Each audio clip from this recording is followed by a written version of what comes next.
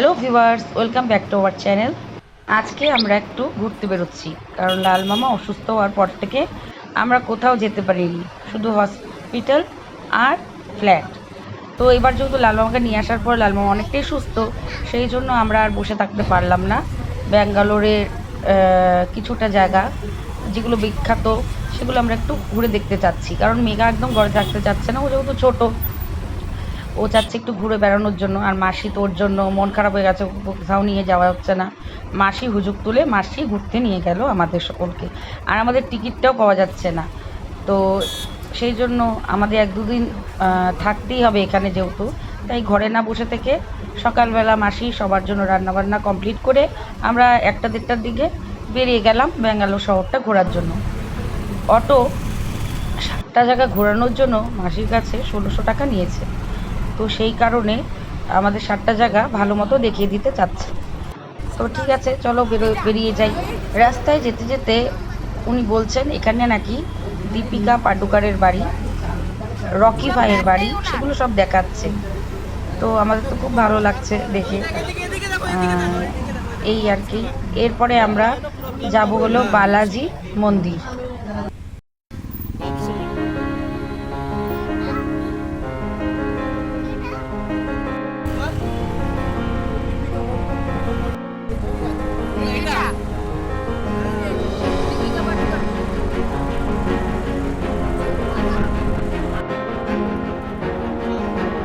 এখন আমরা চলে এসেছি বালাজি মন্দির।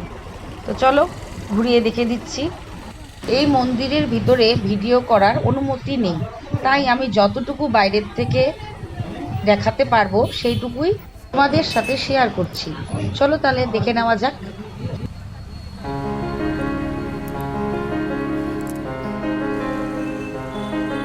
এটার নাম কি? বালাজি টেম্পল।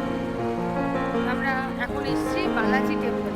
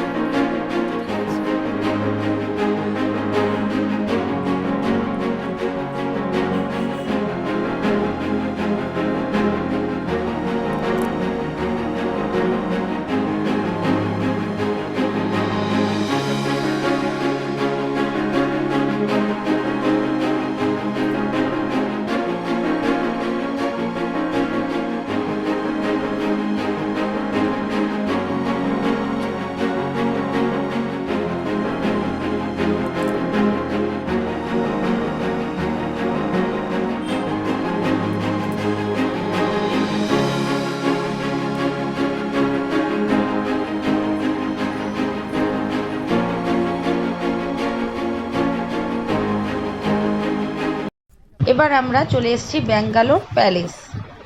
তো চলো ব্যাঙ্গালোর প্যালেসটা যতটা সম্ভব আমি তোমাদের সাথে শেয়ার করব।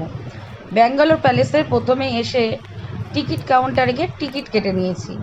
এক একজনের টিকিট 260 টাকা করে। সেই টিকিট আমি কেটে নিয়েছি। তো আমাদের মোটামুটি 3 জন বড় ছিলাম, তো 3 জনের টিকিট লেগেছে 780 টাকা। আর মেঘা যেহেতু ছোট, সেই কারণে মেঘার টিকিট লাগেনি। ভিতরে ভিডিও করা এখানেও একদম নিষিদ্ধ, তবুও যেহেতু ভিতরে এসেছি আমি চুপচুপ করে কিছু দৃশ্য ক্যামেরা বন্দি করলাম। মাসি তো ভীষণ ভয় পাচ্ছিল, আর একবার তো গার্ডগুলো দেখে নেওয়ার পরে বলেছে এখানে ক্যামেরা করা যাবে না, তবু আমি চুপচুপ করে যতটা পারলাম করে নিয়েছি। এখানে চন্দ্রমুখীর ঘর দেখলাম, ভিতরে হাতির পা দেখলাম, এবং রাজা রানীর যে সমস্ত জামা কাপড় ছিল সেগুলোও দেখলাম। তারপরে বাজনা বাজানোর জন্য যেগুলো যন্ত্রপাতি লাগে সেগুলোও দেখলাম। রাজার কর্মচারী কোথায় দাঁড়িয়ে থাকে, কীভাবে পাহারা দিত, সেই মূর্তিটা এখানে দেখানো হয়েছে, সেই ছবিটাও আমি তোমাদের সামনে তুলে ধরেছি। তো খুব ভালো লাগলো ভিতরটা দেখে। আর ভিতরে আসবাবপত্রগুলো কাঠের, খুব সুন্দর সুসজ্জিতভাবে রয়েছে। এবার সম্পূর্ণ প্যালেসটা ঘোরার পরে ভিতরে আমরা বাইরে গার্ডেনটা দেখতে বেরিয়ে গেলাম। গার্ডেনটা দেখার পরে মেঘা তো একদম পুরোপুরি মুগ্ধ। চারদিকটা এত সুন্দর লাগছিল, কি বলবো বন্ধুরা, মনে হয় যেতেই ইচ্ছে করছিল না। এরপর প্যালেস থেকে বেরিয়ে আমরা চলে আসলাম প্ল্যানেটেরিয়াম দেখতে। প্ল্যানেটেরিয়ামের ভিতরটা আমরা আর যেতে ইচ্ছে করছিল না, তাই আমরা বাড়িটা ভালো মতো ঘুরে দেখলাম। আমি আর মাসি ভীষণ ক্লান্ত হয়ে পড়েছিলাম, সে কারণে এক জায়গায় বসে পড়েছি।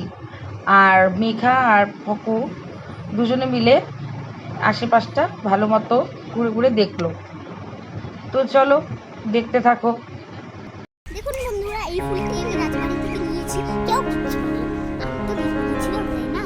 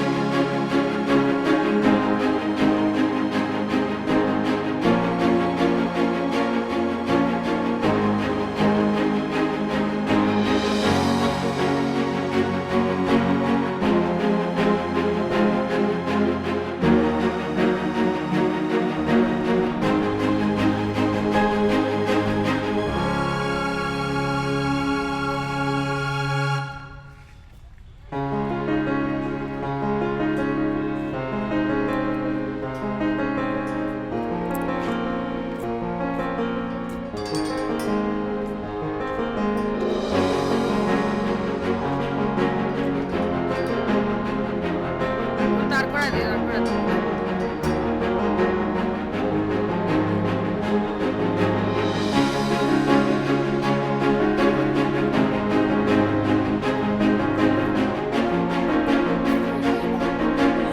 কাকা, মেঘার জন্য lollipop নিয়ে এসেছি।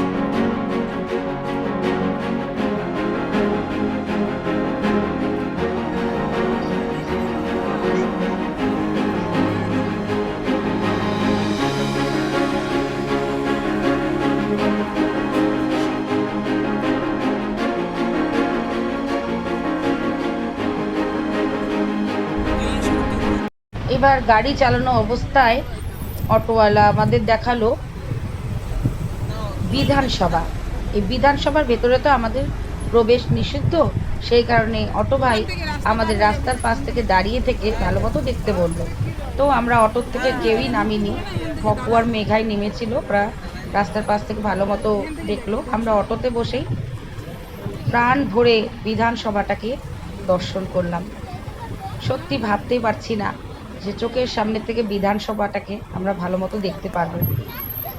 তো চলো তোমাদের সাথে এটাও শেয়ার করছি।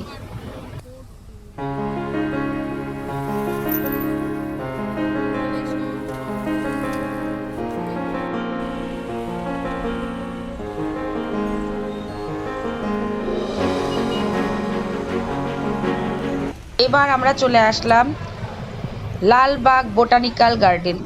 এর আগেও আমার ভিডিওতে লালবাগ বোটানিক্যাল গার্ডেনের ভিতরটা সম্পূর্ণ ভিডিও করা রয়েছে, তাই আমি এখানে যতটুকু পারছি তোমাদের সাথে শেয়ার করছি। কারো এই ভিডিও দেখার ইচ্ছা থাকলে পুরোটা আমার আগের ভিডিওগুলিও দেখতে পারো। তো চলো দেখতে থাকো।